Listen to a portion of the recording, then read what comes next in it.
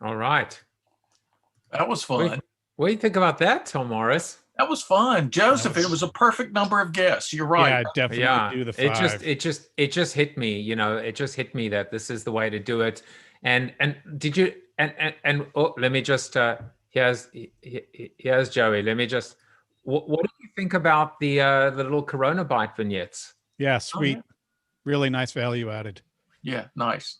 I liked it too, and I thought it was a really interesting way to just look back on the week while it's fresh and share some thoughts, and it broke up the different things. So yeah, no, I was a little nervous about it. Not nervous, but I was just, because what you learn about video, ironically, is that a minute in video, a minute of bad video can feel like a lifetime. Yeah, it's true. And this show is 90 minutes. I mean, can you imagine how many lifetimes we're killing?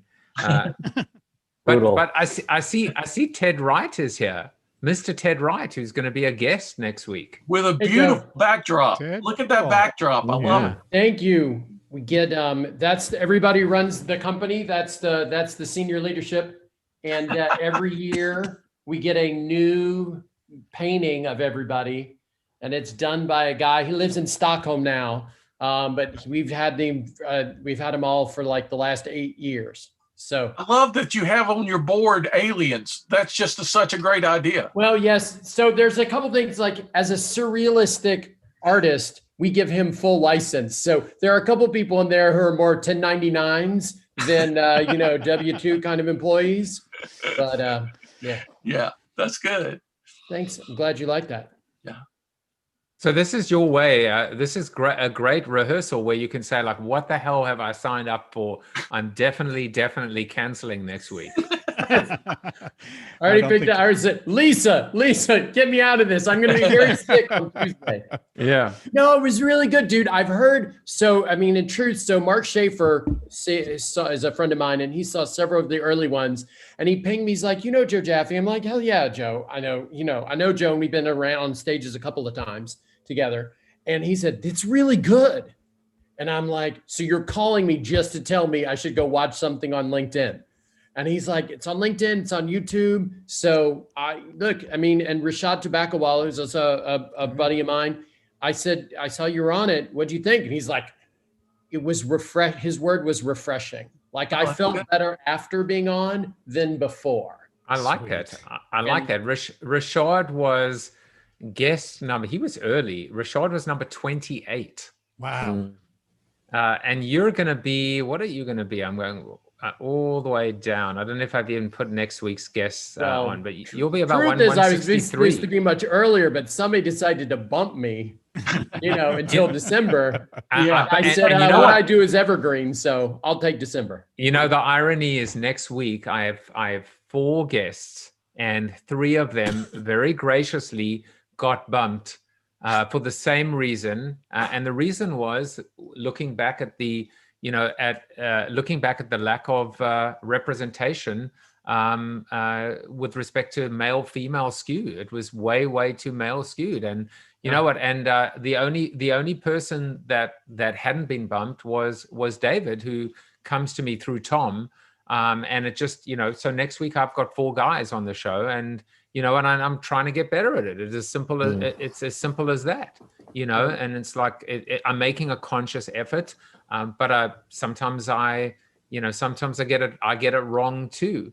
But next week, Trisha's on the show, and it's just, as I said, it's a work in progress. It's a microcosm of the workplace right now. And, and we all have to do our part to change it. Mm-hmm. Yeah, Joseph, I took notes again today, like I always do, even though. And how did you take notes? You I barely took notes. I mean, I barely took notes. I use yellow and red when I get excited, and it looks like I was pretty excited about my own stuff. Look, there's a heart next to it. Wow. There's a shock. How are you taking notes on your own stuff at the same time, or is that before you started? You're right. I mean, you should hear me give a speech when I'm not actually having to take notes simultaneously. I mean, it was a real juggling act, But thank you for appreciating it. There were so many things we didn't get to. for the fact that, like that factoid somebody mentioned, that human beings have been talking for 7,000 years, and that was because Joseph didn't have his mute button all that time. Secondly, Ted said that. Ted the guy actually who was said the that. coin dealer and the drug dealer, and you knew him, which raises the question: was he your dealer? With a dime bag, I'm sure, the really rare dimes. But what was that connection? The worst part, he's an Arsenal fan and I'm a Spurs fan. No, I mean, he was a colleague of my mom's. I mean, they worked together. I mean, they were both coin dealers, and he truly was this meek, mild, suburban dad. The last person you would you would expect. Well, it reminded me, Wendy, her point. I wanted to bring this up, but we didn't have time. And by the way, Tom, before you bring up Wendy's point, remember what Richard said. He said, the irony, the biggest contradiction of it all is that prison actually freed him. Yeah, that's right. Liberated by going to prison. Absolutely. That was the craziest part of the whole thing. Wendy's point, he's an old guy. And he was called dad by everybody in prison, but it sounded like he did so much good for the younger prisoners. So you talk about ageism. I mean, throughout human history, it was like, listen to the elders, listen to the elders. And now it's listen to the younger people, listen to the younger people. And one of the huge ironies is, in most of human history, the elders were their people in their 40s. Right. And 50s. And now to me, they're the young people, right? And so, but we need to listen to everybody is the point, right? And we all need to be part of this mix of helping each other along the path. Exactly. There's, so my podcast is The Wendy Cooper Show, Conversations with Remarkable People Over 50. And it was never really intended to talk about ageism or anything like that. It was really just to interview and have conversations with remarkable people over 50, embrace my age, share my wisdom kind of thing, right? But then I learned because about ageism from doing this show, and people and authors and everybody talking about it, and then it kind of depressed me in a way, right? Because of that topic is so strong. But other than that, Joe, I just have to tell you this. Because you did this interview and I have to watch it with the young man and his dad, I have a very similar story. I have a very similar story that I never have told to anybody except for people who are very close to me. And it is, it's one that, has to do with drug dealing, aliases, being the largest landowner in Austin, Texas during the real estate boom under alias names, having to figure out how to escape this man who was brutally beating me every day. And yet he had this reputation in Austin, Texas, as like the nicest, most wonderful man who drove the Mercedes and had all this land, while the reality is he was living under an alias, and it was other people's money that he took in the middle of the night and took off and left it. Oh my goodness. So yes, these stories exist out there. Yeah. Wow. Yeah. But it builds your character as a human being, and as a mother and and a wife and things like that. But yeah. That's I have to listen to his episode for sure. Well, just hearing Joey talk about Tony Hsieh today, I didn't know any of that, Joey, about the alcohol and the other addictions. I had no idea. It reminded me yesterday of that point I brought up about A Man's Search for Meaning, Viktor Frankl. Yeah. And hearing that this man who has inspired millions had trouble in the last stages of his own life. He was able to flourish in his own way, even in a concentration camp when he could be active. But at a point in his life where he couldn't be active, he had a crisis. It's like there's this ancient phrase, we have these treasures in earthen vessels. Mm-hmm. I've always liked that, or sometimes translated clay vessels. I love that phrase because all of us have weaknesses. We have flaws, some bigger than others. And when we have heroes in our lives, we should never require of those people that they be perfect, that they be flawless. We should just appreciate what good they can do, for us and others. Yeah, and I think the thing that was hardest for me is that there's just so many parallels. I was a big fan of Bourdain as well. And then when he killed himself, the same thing with Robin Williams. And I actually got into it with someone about Robin Williams because all of the posts online, social, where how could this man possibly kill himself? He has 10 houses and millions of dollars in fame. And then the same thing happened with Bourdain. Like, wow, we just didn't see that coming. You're like, how do you not see it coming? He writes it. Every single book Bourdain talked about suicide and actually hanging himself and wanting out. And it's the same kind of stuff. I'm not equating that to Tony, but what I did equate to Tony is there was depression, anxiety, and abuse, addiction. He is addicted, was addicted. And that, I think, needs to be talked about, because if we can look up to these men and women who have done wonderful things, we also need to understand that they're very human. And because of that, we have to be compassionate. And that's where the empathy really plays into it. Is obviously I have, personal issues around this based on my own family, but it broke my heart. And I didn't know him very well, but the time I spent with him, he was just so sweet. And he talked about his social anxiety. That's why he built the company, and I hope that's a theme, with his legacy. I hope that people understand how kind he was and how he was actually trying to help other people that felt his same anxiety about life. And that was the reason. I'm sorry, I didn't want to bring it up because it seemed dark. But no, I think it's healing in its own way if we come to terms with things like this, if we sit with things like this, if we absorb them and process them. So I think that was a great way to end the show today. Yeah, and Joey, can I add something to that? Oh, go ahead. I don't know you except for a picture on a screen, but you're a very beautiful person. And what you said today made us all feel very good and made our problems a little easier to have on a daily basis. That's a good way to say it. Yeah. Thank you. Tom, you said something earlier during your talk where you're mentioning the bit about in unity, and it's the golden rule that we treat others as you'd like to be treated. And in my coaching, I tell people about the reverse golden rule, because oftentimes we're so used to giving other people. The reverse golden rule is treat yourself like you treat other people. Yeah, that's good. I like that. That's very important. And we forget that, we forget to have kindness and grace, and we forget to love ourselves, and we forget to have the courage to ask for help. Yep. And that's what I thought of in Tony's message was, here are these guys who have everything, but they don't have the courage to ask for help, or they don't have the courage to believe in themselves. That's right. Especially in the time of the pandemic. Yeah. Mm-hmm. Yeah. And that might have been ashamed.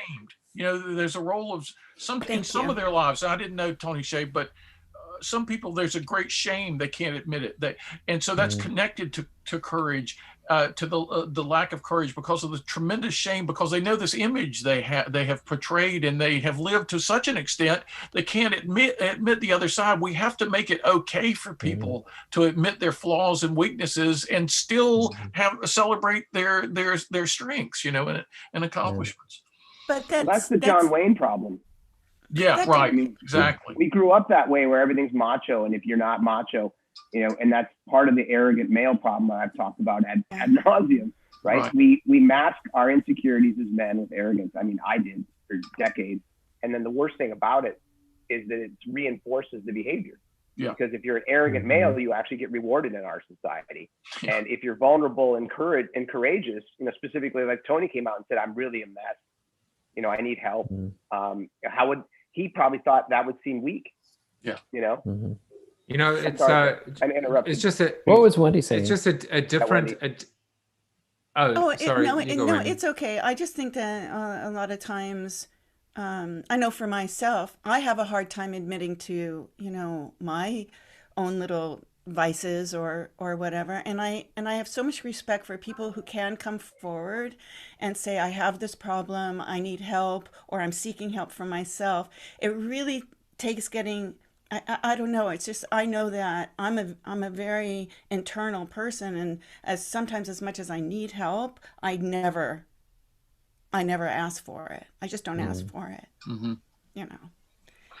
So I think that's probably what Tony's problem was too. He was just stuck in that place. Not enough people have communities like this one. I mean, yes, this is virtual. Yes, we're not in somebody's living room right now, but even a virtual community like this gives you a sense of support and a sense that you can open up and talk to somebody about something.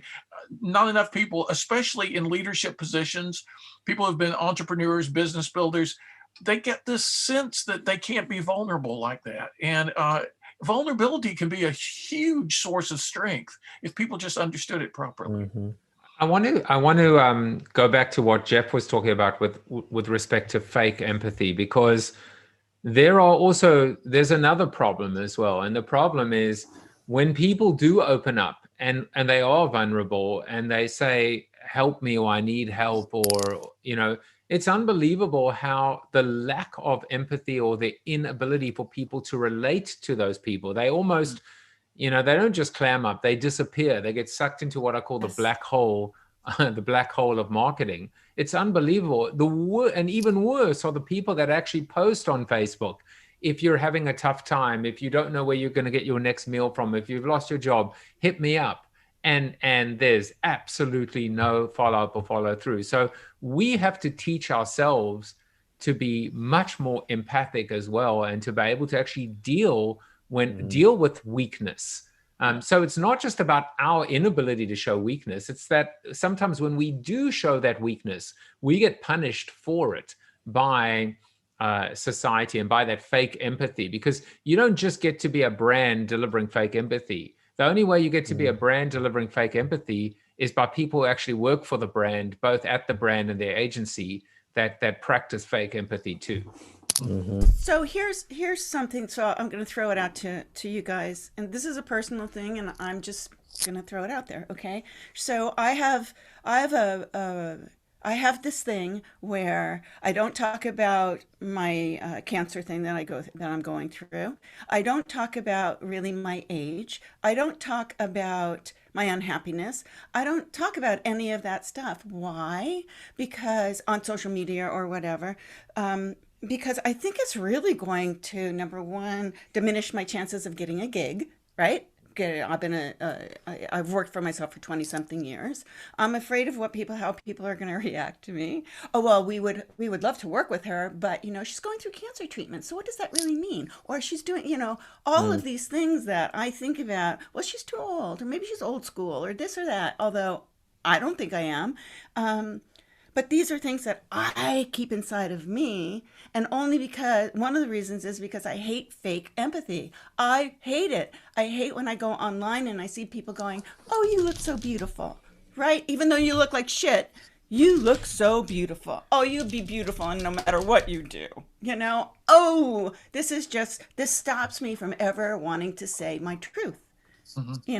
Really, yeah. It stops me from wanting to say my truth, because if I was to say my truth, oh, you poor thing, we're praying for you, or Joe, they go into a black hole and they never rise out of this black hole. They just disappear from your life because they don't want to deal with your problem. That's your problem. So you just shut up. It strikes me, Wendy, two things right off the bat. One, I've mentioned this often on the after show, but the Greeks had this perspective about the value of most things. Most things don't have an intrinsic value. So good, so bad. The value of most things is in how we use them.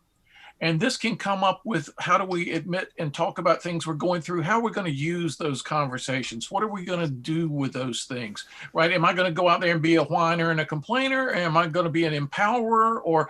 And then a second thing that occurred to me as you were speaking, and a lot of people say about women in the late 1800s and early— I'm not that old. In early 20th century, why did their clothing, why did they bind themselves up in so many ways?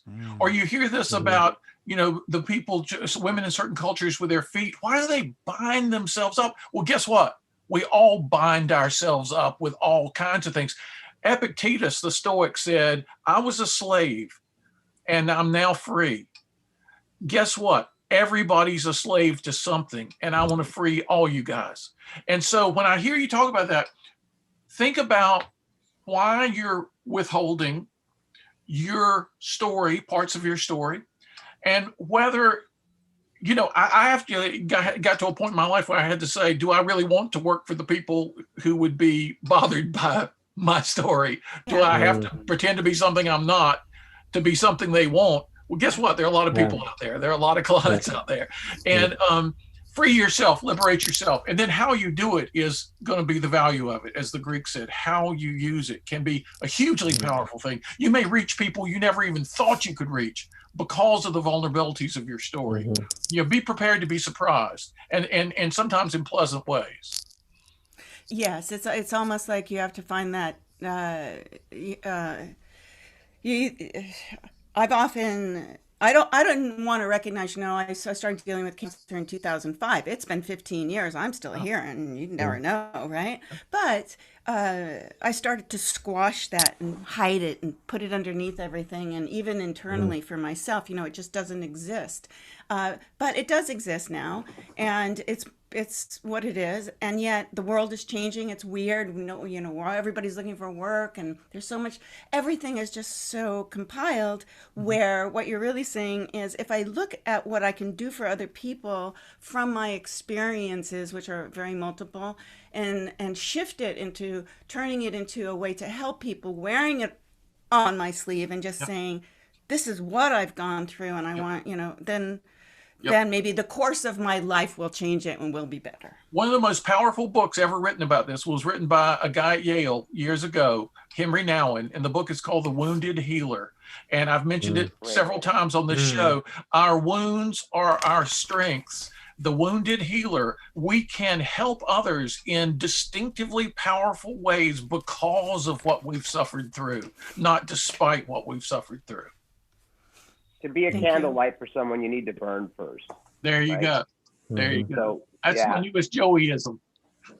Well, that's not, I stole that from somebody. Well, that's okay. I steal everything from everybody, so that's fine with me. I'm just stealing it from you. So yeah, but you see, that's why you're such a brilliant marketer rather than a philosopher, because you steal it from all these dead people that can't actually speak up for themselves. Take no action about it. All these psychedelic stoics out there. Yeah, right. Nobody's coming after me, you know. No. By the way, one other thought I just wanted to just drop out, something that Stephanie Creven said on Monday. That was when we announced, or when I actually said something about Tony Hsieh, and she said, it was amazing what she said. I mean, it was kind of like a risky thing to say. She said, I'm sad for his passing, but I'm not mourning him. And she said, because I didn't know him. But I'm sad, but I'm just not mourning. And she said the difference was control. How she spoke about I can't control how I feel about him and the relationship and what happened to him. I have, and it was just an amazing concept to basically talk about this difference and how the element of controlling your emotions and controlling your relationships came into play.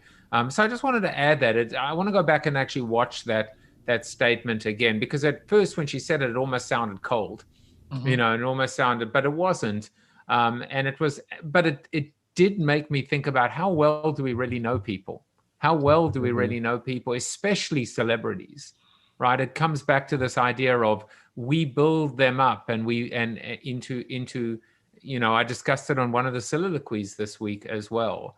And we create these unfair depictions or perceptions of them that they then have to live up to. And it's one of the great disconnects. Well, to Jeff's point of fake empathy. Fake empathy is connected to fake intimacy, which is connected to fake appearances.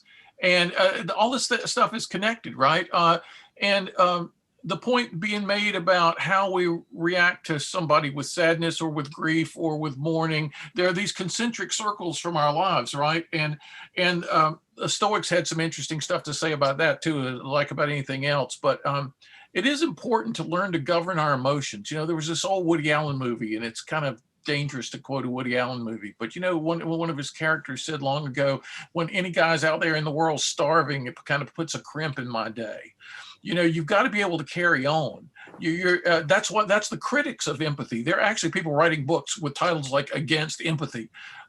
they kind of misunderstand it, that we're supposed to be miserable for all the miserable people in the world right now. We're supposed to feel their pain. The billions of people who are right now absolutely miserable, I'm supposed to be feeling that if I'm an empathetic person. No, that would disable me. That's you know, it doesn't empower me to help anybody or do anything good. So we have to understand it properly. I think it's also important to know and to realize that we don't even know the people that we're close with. Yeah, true enough. That's right. We don't know our real true friends. There's so much that Joseph Jaffe does not know about me, and we know each other for years. And the things I can tell you about him, I'm serious. Oh, I'm sure. No, what you see is what you get. I know Stephen Rubin voted for Joe Biden. I know that. Sorry, couldn't resist. All right, couldn't resist. We've kicked him out of the show. We have. That was just teasing him. That Joseph Jaffe did not vote for me when I ran for office. Well, that is not true. That is absolutely not true. Because I want to mute Joseph. I'm still anybody who can hack that. You know. See, I just made my point. You don't know what your own friends think about you. That's right. We can ask Terry. Steve, I have to come off. I had to come off mute and start my video so that I could tell Steve that that Joseph and I voted for him. Oh, you're so wonderful. Unequivocally, there was absolutely no question. I forgot to say my Corona question. Of course, the answer is my wife. Yeah, there you go. Yeah, right. And then Angus, and then Jesus, and then Tom, and then Stephen. We all want to have private conversations with Terry to find out the real truth about Mr. Joseph here. I'm gonna have to ban him from the Zoom after show now. Yeah. It's funny to me that nobody said their father. I'm just gonna say goodbye and have a great weekend. Bye, Terry. Nice meeting you. Jeff, she's very formal. She's like, I'm going to stop talking now, and I'm going to go off on. Can you guys hear me? Am I on mute? Yes. Can you hear me? Yes. Okay, good. We can hear you, yes. You know me. I'm big on accountability. I don't really love spending a whole bunch of time talking about an issue and then just sort of ending it and moving on to the next thing. I think the last community show I was on, I talked about the Black Lives Matter movement and how corporate America had written so many checks, but no one's really holding them accountable for results. And I think the same thing applies to here in fake empathy. You're right. We don't know the people that we know. We rely so much on getting cues and information from social media from people that we don't know. We sometimes look for validation from people in social media that we don't know. We get messages, in our feed in LinkedIn that says, "Oh, I know you're going through people that are going through a hard time. I'm here to help you." And then the first time you see it, you think, "Wow, that's really nice." And then the 20th time you see it, you're like, "Oh my God, it's a copy and paste. It's a copy and paste." Oh shit. So the question I have for us is, what are we gonna do? How are we gonna hold ourselves accountable when we see fake empathy? Yeah. What are we going to do? Because we're part of the problem when we just sit back and watch it happen. And that's why the courage piece that I talked about earlier is, I don't see people like us stepping up and holding corporate America accountable for things. I got in massive trouble 4 years ago when I wrote a scathing Facebook piece about McDonald's ripping off street artists in Europe who were friends of mine. And I called them out for it. Wow. And at the time I ran an agency, and the president of the holding company called me and said, you can't do that. And I was like, I don't know why I can't do that. We should do that. They're doing something wrong. We should hold each other accountable, but yet we don't. That's interesting because I did the same thing I'm a brand seller on Amazon, and I would kill Jeff Bezos if he walked in front of me. Well, not really, but I'd slap him. I'd slap him. He actually answered, and he got my email. I emailed him through investor relations, and I got an email back saying, "Mr. Bezos has gotten your email, and he wants us to take care of the situation." But anyway, that's not my point. My point. So you write Jeff Bezos letters. We're proud of you. And he answered, but it's what was I going to say? Shit. You know, when you set it up and then you forget. We're talking about fake empathy. We're talking about holding corporations Oh, accountable. right. So I had someone interviewed me a few years ago that wrote an article. I said, this is my experience as a brand seller. And we went through details and blah, blah, blah, blah, blah. So he writes the article. He puts it online. It's a blog. It's for Electronic Retailing Magazine or something like this. And next thing you know, Amazon contacts him and tells him that it's full of non-truths, that word, non-truths, and to take it off of the internet. The reason I told him that Amazon told him to do that was because it was so full of truth that, he had to take it off the internet. So I took it and I made it a personal blog that basically said the article that Amazon never wanted you to read. And I put it back on the internet. Now, they didn't tell me to take it down. And as a brand seller, you have to be very careful. But it's kind of the same thing that you were talking about, Jeff. It's like, when do we get to speak up and speak the truth without having, some type of, reaction from the other side that is bigger than us, that is going to hurt us, that keeps us away from speaking the truth? Jeff's I think we should be less afraid of what the big people are going to do to us. I didn't care what McDonald's thought of me. And I know that I pissed off the CEO of McDonald's, and I wrote him a note about it. I'm like, look, I called you out because you needed it. And he sent me a note back. He's like, I wish you'd have come straight to me and not gone public. And I'm like, well, public was all I had. So, good answer. And then I wound up consulting for him for 6 months. Wow. That's great. Yeah, because they sucked and they needed somebody to tell them that. Yeah, but we often just sit back and let these things happen, and we don't do anything. And then suddenly it becomes the norm for people to fake that they care about you. Yeah. But also when you do something to the point of you do something and then you get so much hate because you did something or you spoke up or your, LinkedIn is now the big new thing, right? And everybody has to have a LinkedIn profile, which is awesome, which is great. I appreciate that. But it's so full of fake stuff, right?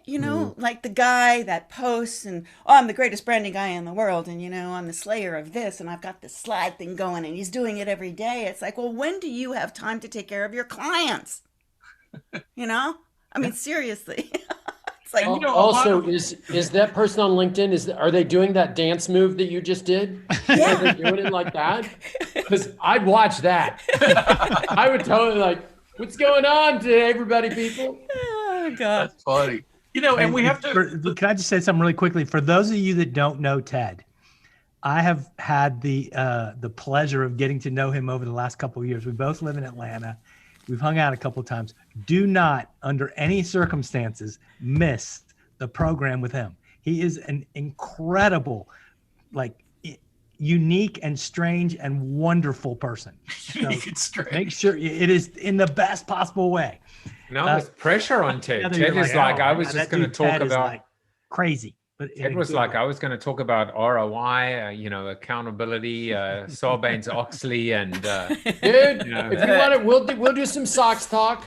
I'm good. I can do some socks talk. Jeff is very kind. We have a mutual admiration society for each other, and I'm just going to take this chance. I was just going to send Joseph a note. I've got to go to my next thing, but I appreciate you all letting me just drop in on your conversation here. This has been really fun. Love hearing from you all. And I hope we get to do this again sometime.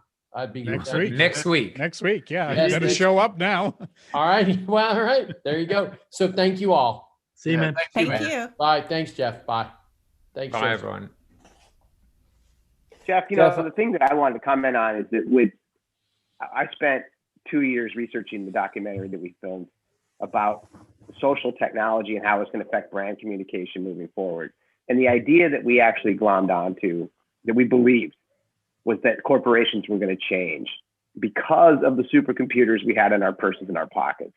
And the fact that anyone could look up a shirt or a garment and they could say, hey, I know where this is made. I know where this is happening. And this was all great research. And it was my partner who actually came up with the whole concept. And I thought it was brilliant. And then to your point, I was out on a speaking tour about the power of honesty, which is my own TED Talk kind of thing when I went to conferences. And one of our big clients called me up because they got a huge fine for doing something wrong. And he said, you got to stop. Like, I'm not going to stop, dude. There's no way. Now that you told me, I'm going to actually go ballistic. But it was one of those things where I was, and I did believe it. And this was 9 years ago now. And if anything, corporations went the opposite way. They do worse things. They don't care that people have transparency. And then because I was in a bubble, and I live in a bubble, I assume that the average person understands what a supply chain means. So I'm going to look up this, and I'm going to think they don't know anything. I mean, it's like I always go back to my little Mexican mommy. And when we grew up, if she found a T-shirt for $2, she bought the T-shirt for $2. She didn't look up the manufacturer and figure out where the supply chain was, and then understand that it was manufactured in China and that the carbon footprint was X. And so she can't buy that T-shirt for her kid, right? And that is the biggest issue, is that corporate America runs the world because it's everything in our society goes back to money. Okay, so money is the number one thing that everyone talks to in corporate America. Quarterly filings, what's going on, EBITDA, blah, blah, blah. That's where it is. And if you interrupt that, you're in trouble. And if you are tied to it, you're in trouble. Sorry, Wendy. It's funny. I had a... sorry. Go ahead, Wendy. I'm sorry. You never, I mean, it's been 6 years. I did my show that I did with Joe on CoronaTV was more about Amazon and being a seller.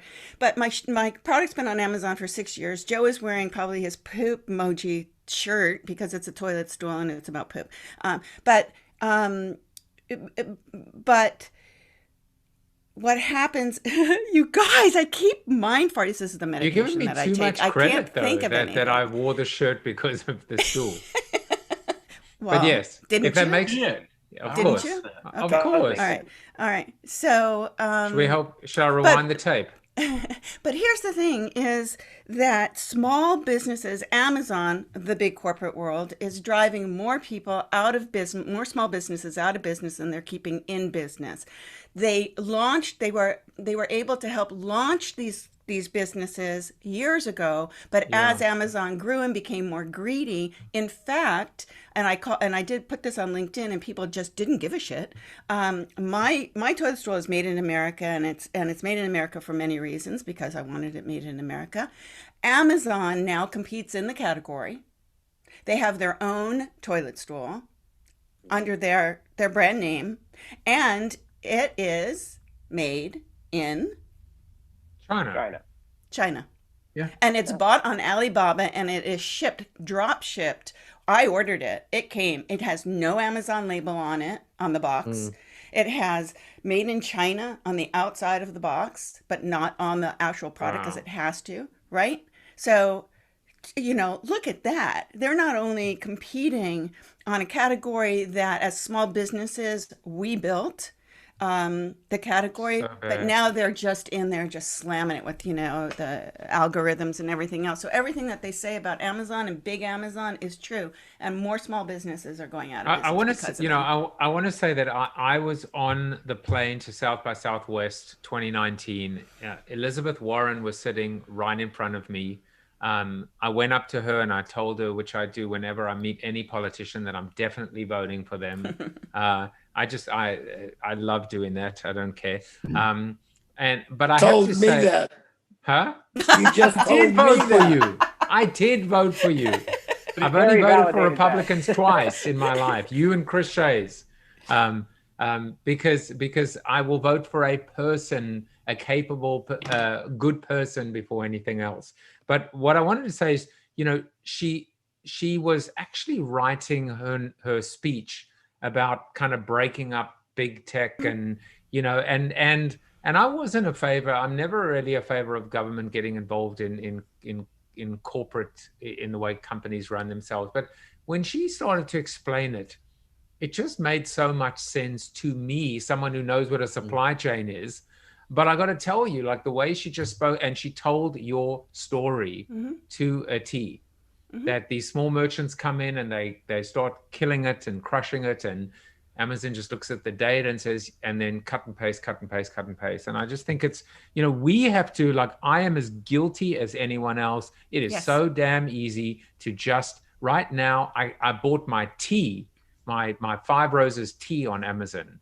I'm buying light bulbs on Amazon. It's Stop just so feeding the beast, you guys. No, You're but feeding, it's you're so feeding a easy. beast. It's so easy, and it's like so, and it's a flippin' double-edged sword, and I'm aware of it, and it's damn tough. It's damn tough to have to get in my car in this age of COVID and go to the hardware store on the other side of Westport to buy those same bulbs. Yeah, but that, by the way, are more Joe, expensive.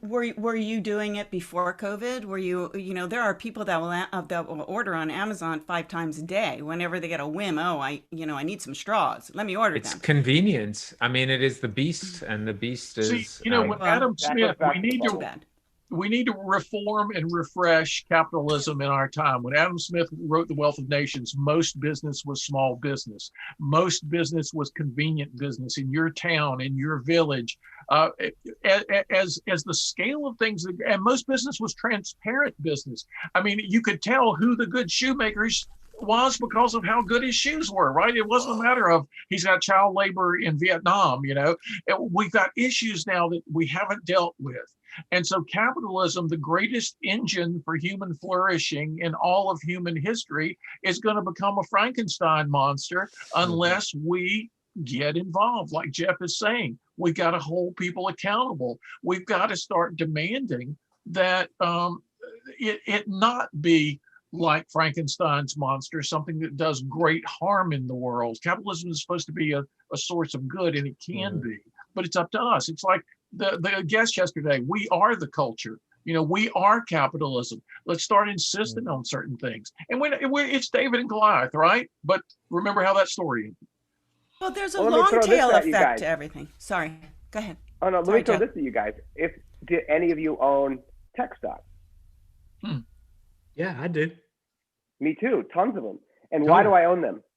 Because I own them because they make a ton of money. And so the issue there is I have Amazon, I have Facebook, I have Netflix, I have all these companies in my portfolio, and there's no possibility I'm selling them. So I'm a massive hypocrite. And I'll admit it. You look at the moral funds that came out in the 90s where people invested in these moral companies, and they all went bankrupt. All the money's gone. So if you worked your whole life, 50, 60 years, retired, put your money in a portfolio, and because you're a good person, you're like, you know what? I'm going to support these moral companies, these companies that are doing the right thing for the right reason. They're doing well by doing good, whatever the situation may be. Then the companies go out of business, and you now go back to work at McDonald's, right? So the question there is, I have to admit this because that's exactly where I'm at. People ask me, are you selling your tech stocks now? I'm like, no, I'm doubling down on them because they're such dicks. Right, but listen, Joe, you guys listen. That's why I like that'll teach him. Sticking it to the man by buying more stock. Yeah, listen. So when you see an Amazon commercial, that is basically saying we keep small businesses lights on, right? Okay, there's a reason they're doing these small business commercials now on national television.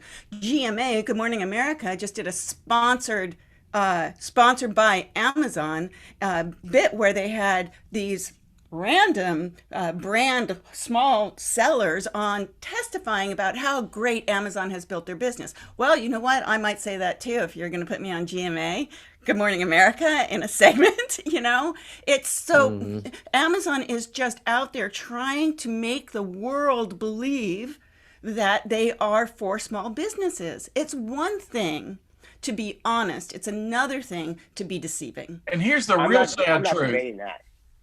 Here's the real sad truth. My old buddy John Mackey sold Whole Foods to Amazon because that way he avoided, in his words, the really evil buyer. That's right. I mean, if you can imagine, with all the complaints we're lodging right now about Amazon, there are even worse villains in corporate capitalism in the world right now. And so that shows the depth of the work that's needed by people who care. Yeah, it's just a quick. So I recently left a major soft drink company based in Atlanta. And, was it Knee-High or was it Knee-Hoo? And I was having lunch last week with a. Will he ever tell me who it is? With a very senior executive who ran a major region, who's a very good friend of mine, also of the soft drink company in Atlanta that he just recently left as well. And I was pontificating about why the CEO would do this and what is happening, and the North American region's being torn apart and it's being changed, and this and that and this and that. And this guy said to me, he goes, "Your mistake is that you think they care. You think the CEO's job is not to care. The CEO's job is to deliver value to its shareholders. Money. And it's board. The CEO has been told it needs to deliver this, and therefore the CEO is going to do this, this, and this in order to deliver that." And I thought it was a really, I guess, 35 years in corporate America, I kind of forgotten a little bit about the cold realities of, hey, listen, you can love a company, but a company is never going to love you. It's just not going to happen. You can say, "Oh God, I love working here. It's the best place in the world." At the end of the day, they're going to make a decision. It's about money. They don't even bat an eye when they let you go. So it was just a funny reminder that I think sometimes we have to think about that, because there are investors that don't care. Like, Walmart did the same thing Amazon's doing, right? Walmart put small businesses out of business, put small hardware shops out of business. Yep. But Walmart is still continuing to click on, and people are still shopping at Walmart, buying their things at Walmart. It's the same thing with Amazon. I mean, you have to understand that some people just don't care. And or they don't have or can't afford it. Right. Or they don't have the money. Right. But that's a bigger piece too of the bubble that we live in, is that when people say, I won't shop at Walmart because they're a bad corporate citizen. And you're like, no, I need to buy a t-shirt for $2 for my kids. That's right. I need to buy a plastic lunchbox for my kid that costs 14 cents. Why does it cost 14 cents? Walmart. You know why it costs 14 cents. Walmart has a thing where, they pretty much bring in vendors now that are only made in America. I don't know if you guys know that or not. And they did create a third-party seller situation for Walmart, which means you can be a brand seller or whatever on Walmart and drop ship or whatever. None of that really makes any difference. What is really bad that the consumer doesn't understand is how it affects your pocketbook for their tactics and their antics that they use, this free shipping, all of this stuff, which is nothing is free on Amazon. The sellers are paying for everything. Amazon's not giving you free anything, and they're charging triple fees during September, October, November. So your inventory is super limited, but yet your fees are super high. So you become very non-profitable at the most profitable time of the year, supposedly. But it's when you go to the post office during the holiday season, okay, because of these antics of Amazon over the years, and consumers buying into it, saying, I can shop and buy anything and have it shipped for free if I'm a Prime member, right? Or after $25 if you're not. That causes the rates at your carriers to go super high. Have you gone to the post office and tried to ship something across the country? Right? One of my toilet stools is $43 to ship ground to my son in Florida from California. $43 for a 1.5 pound toilet stool because of the dimensional weight. That dimensional weight came into being in 2016 for every single consumer shipping anything, because Amazon was filling up UPS trucks with big giant boxes with little tiny things inside, taking up space, resources, trucks over the road, driving prices through the roof. We started off as a small brand, D2C, because that's my specialty, where my average shipping cost was $5.87. Great, I can handle that. I can fit 3 in a box. Talk about supply chain and shipping and all that, right? But now it's $15.31. I can't afford not to sell on Amazon, because I can't tell you, the customer, go to my website, buy my product, and then pay $15.31 to have it shipped to you. That's at high volume bulk rates, right? The only thing I can say, and I hate to cut this little party short, but I have my call with my mother in 2 minutes. One of the things that I included in the cover of Built to Suck in late 2018, Amazon founder Jeff Bezos addressed his entire staff in an all hands meeting.